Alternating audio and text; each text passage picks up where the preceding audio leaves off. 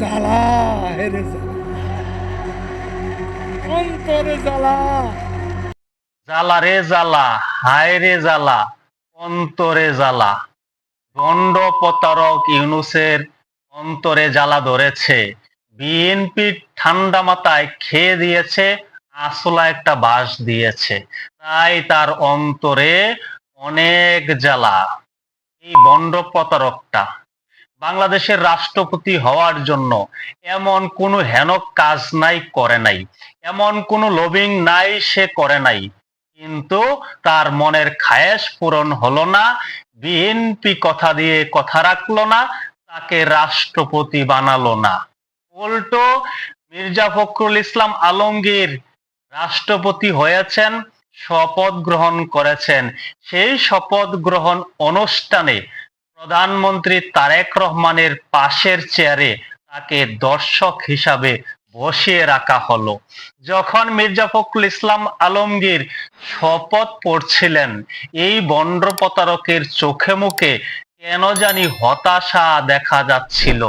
মনে মনে হয়তো ভাবছিল, হায় খালেদ, এ কি হলো, কি ভাবলাম কি হলো, হায় খালেদ, এটা কি কথা, এটা কি হইল, আমি রাষ্ট্রপতি হব সেইটা কথা ছিল, এখন দেখা যায় মির্জা ফখরুল ইসলাম আলমগীর শপথ নিতেছে।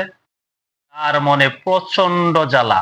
এই বন্ড বদমাইশ প্রতারক বাংলাদেশের সাথে প্রতারণা করেছে, মীর জাফরি করেছে। তার মনে একটা খায়েশ ছিল সরকার প্রধান হবে, পরবর্তীতে মেটিকুলাস ডিজাইন করে বাংলাদেশের অন্তর্বর্তী সরকারের প্রধান উপদেষ্টা হয়েছিল। প্রায় 2 বছর প্রধান উপদেষ্টা থাকাকালীন সময়ে দেশটাকে লুটেপুটে খেয়েছে, আমেরিকান ডলারের কাছে দেশকে বিক্রি করে দিয়েছে। এখন যতটুকু অবশিষ্ট ছিল ততটুকু বিক্রি করে দেওয়ার জন্যই সে রাষ্ট্রপতি হতে চেয়েছিল। অনেক দেন দরবার করেছে, অনেক লবিং করেছে, এও শোনা যায় প্রচুর মাল পানি ঢেলেছে রাষ্ট্রপতি হওয়ার জন্য, বিএনপিকে চাপ প্রয়োগ করার জন্য পৃথিবীর ক্ষমতাধর রাষ্ট্রকে দিয়ে চাপ দেওয়া হয়েছিল, কিন্তু বিএনপি চাপে নত হলো না। আবার আরেকটা অভিযোগ আছে, বর্তমান প্রধানমন্ত্রী তারেক রহমানের সাথে যখন ডক্টর ইউনূস লন্ডনে একটি রুদ্রদ্বার বৈঠক করেছিল, সেই বৈঠকেই নাকি প্রধানমন্ত্রী তারেক রহমান কথা দিয়েছিল ইউনূসকে রাষ্ট্রপতি বানাবে, কিন্তু হলো না, হলো না, রাষ্ট্রপতি হতে পারলো না। এখন তার অন্তর্জালা, অন্তর্জালা কে দেখে? এই মীর জাফর বন্ড প্রতারকের হাত থেকে আপাতত আমাদের দেশটা রক্ষা পেল। এই জন্য আওয়ামী লীগের সভানেত্রীও বিএনপিকে ধন্যবাদ জ্ঞাপন করেছে, ধন্যবাদ দিয়েছে আপাতত এই মীর জাফরের হাত থেকে দেশকে রক্ষা করার জন্য। প্রতারক বন্ড মীর জাফর, সে মুখে এক কথা বলে অন্তরে আরেকটা লালন করে। একদিকে দেশপ্রেমের কথা বলে, বাংলাদেশকে অনন্য উচ্চতা নিয়ে যাওয়ার কথা বলেছিল, উল্টো আমরা দেখেছি মার্কিন ডলারের কাছে দেশ বিক্রি করে দিয়েছিল।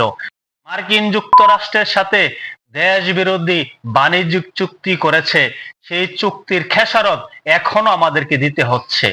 আমাদের অনেক দিন পর্যন্ত হয়তো এর খেসারত দিতে হবে। এর থেকে আমরা কবে পরিত্রাণ পাবো কেউ জানে না। এই মীর জাফরের কারণে, এই বন্ড প্রতারকের কারণে এমনটি ঘটেছে। এই ব্যক্তি আবার নোবেল বিজয়ী। নোবেলটা কেমনে পেয়েছে বাংলাদেশের মানুষ কিন্তু জানে। যতটুকু অজানা ছিল ততটুকু জানতে পেরেছে যখন ইউনূস অন্তর্বর্তী সরকারের প্রধান উপদেষ্টা হয়েছে, দেশটাকে যখন লুটেপুটে খেয়েছে। প্রতারকের মনে অনেক জ্বালা। আমরা একটা ছবি দেখেছি, সেই ছবিতে আমরা দেখলাম তারেক রহমানের পাশে বিমর্ষ হয়ে বসে আছে, মির্জা ফখরুলের দিকে মিটিমিটি করে তাকাচ্ছে, কখনো মির্জা ফখরুলের দিকে তাকাচ্ছে, কখনো মাথা নিচু করছে, আর মনে মনে ভাবছে, হায় আল্লাহ খালেদ, এ কি হইল, আমি তো রাষ্ট্রপতি হতে পারলাম না। জ্বালা রে জ্বালা, হায় রে জ্বালা, অন্তর জ্বালা, সুৎখোর মাহাজনের অন্তরে ভীষণ জ্বালা। ভালো থাকবেন, আল্লাহ হাফেজ।